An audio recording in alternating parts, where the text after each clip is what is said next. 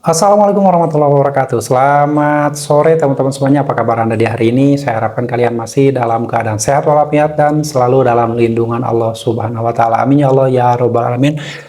Pernahkah kalian melihat atau mendengar pemberitaan bahwa beberapa waktu yang lalu ada penagih hutang di Kalimantan tepatnya di Kabupaten Sambas kalau tidak salah, ada penagih hutang yang meregang nyawa dan diakhiri hidupnya oleh nasabah yang ditagihnya tersebut. Dan kenapa hal ini bisa terjadi? Padahal sudah jelas setiap penagih utang atau debt collector tersebut sudah harus mematuhi cara-cara penagihan yang sudah ditetapkan oleh otoritas jasa keuangan.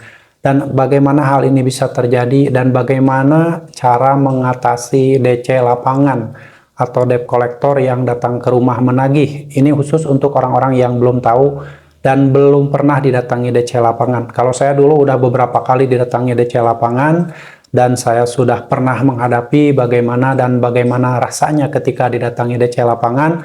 Karena dulu juga saya pernah bekerja di sebuah dealer kendaraan dan setiap hari saya berinteraksi dengan debt collector, dengan orang-orang eksternal leasing, setiap hari berinteraksi, berkomunikasi, dan berbagai karakter dari orang-orang eksternal dari leasing tersebut. Dan dalam video ini saya akan jelaskan bagaimana ketika saya menghadapi DC lapangan yang datang ke rumah saya waktu beberapa tahun yang lalu. Saya juga lupa tahun berapa, yang jelas saya pernah mengalami didatangi DC lapangan karena keterlambatan beberapa hari pembayaran di sebuah leasing. Di sebuah leasing ya, bukan di pinjaman online, karena DC pinjol itu setahu saya itu jarang sekali yang mengunjungi ke rumah nasabahnya, hanya beberapa pinjol saja yang mendatangkan DC lapangannya ke rumah. Jadi buat teman-teman silahkan disimak videonya sampai selesai, siapa tahu video ini bermanfaat. Dan kalau memang menurut kalian video yang saya sampaikan ini bermanfaat, silahkan kalian boleh bagikan video ini, boleh di-share ke semua media sosial kalian, boleh di-share ke seluruh dunia.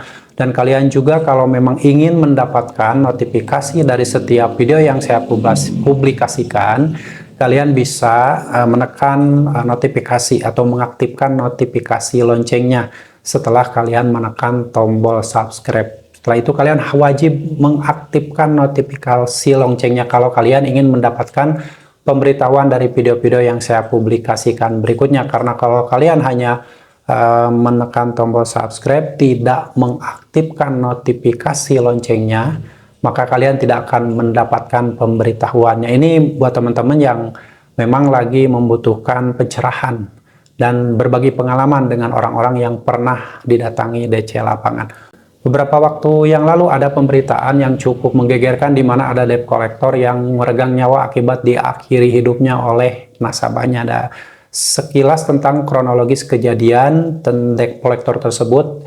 Ketika menagih nasabahnya itu bukan yang pertama kalinya, jadi si nasabah ini sudah beberapa kali pinjam, utang yang pertama belum lunas sudah pinjam lagi ke debt collector tersebut, lalu utang yang kedua belum lunas sudah meminjam lagi yang ketiga kalinya. Dan kabarnya si debt collector ini menagih cicilan yang jumlahnya Rp750.000. Cuma si nasabahnya ini kan baru punya uang sekitar Rp200.000 dan si debt collector itu tidak terima dan dia tidak percaya bahwa sisa utangnya akan segera dibayarkan dan dia tidak mau menerima uang pembayaran Rp200.000 tersebut.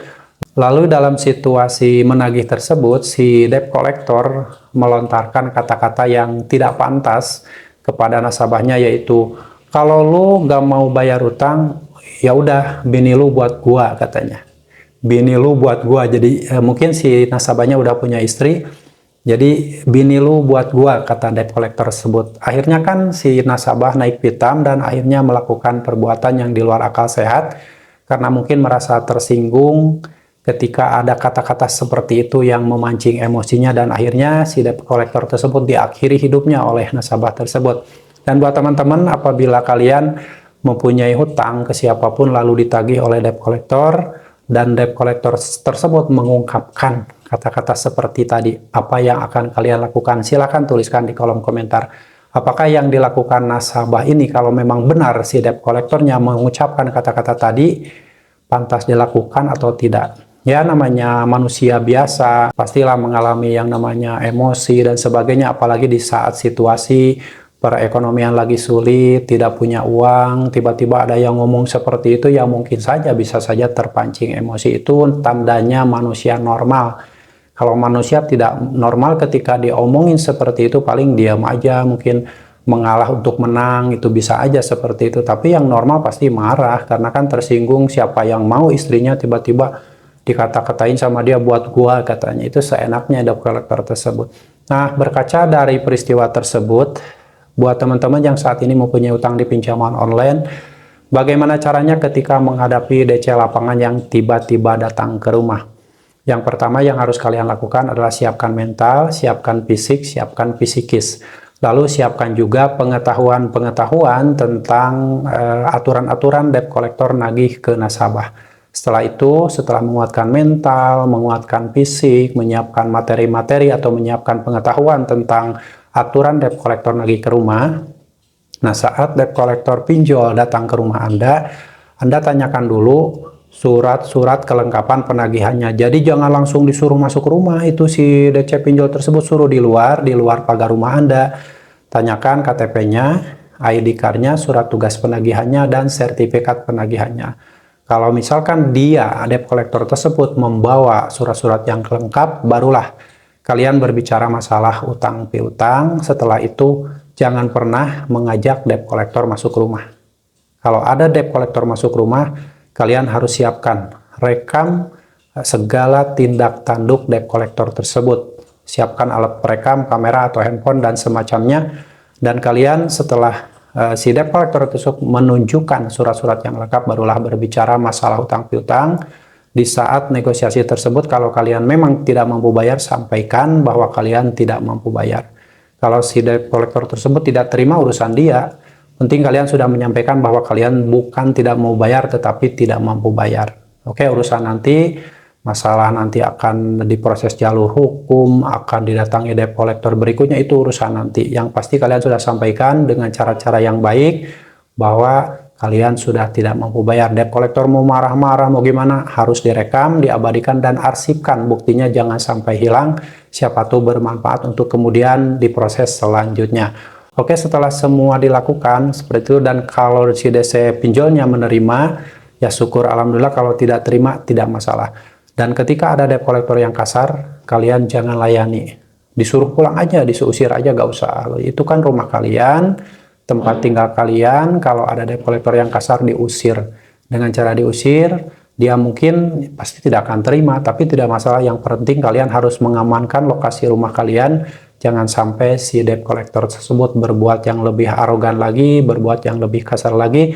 Kalau perlu, minta bantuan orang sekitar atau keamanan di sekitar rumah Anda untuk mengusir debt collector tersebut jika dia berbuat arogan dan tidak beretika ya.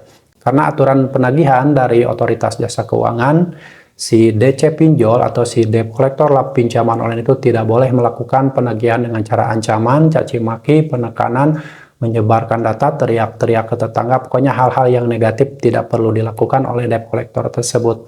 Dan kalian jangan sampai kepancing, jangan sampai seperti yang kejadian di Kalimantan beberapa waktu yang lalu, ketika ada DC pinjol yang sampai berbuat yang tidak pantas, kalian sampai mengakhiri hidupnya. Jangan, karena itu akan berujung pidana untuk kalian. Mungkin kalian bisa dipenjara dan lain-lain. Yang asalnya masalah utang piutang itu ranahnya perdata, kalian tidak akan dipenjara karena kalian melakukan unsur pidana. Akhirnya kalian bisa berpotensi di penjara.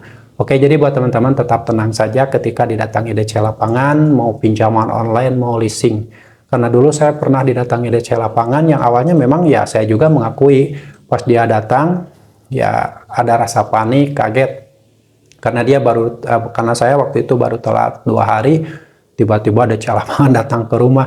Ternyata dia itu sedang menagih ke tempat lain yang lokasinya tidak jauh dari rumah saya. Jadi dia sekalian nagih ke saya, nanyain, saya sampaikan, ini kan baru telat 2 hari, ya saya pasti kalau ada uang mah dibayar, kalau nggak ada uang ya mau bayar pakai apa. Saya sampaikan seperti itu, ya dianya nerima. Itulah, jadi tidak usah panik. Karena waktu itu saya telat bayarnya di leasing, bukan dipinjol.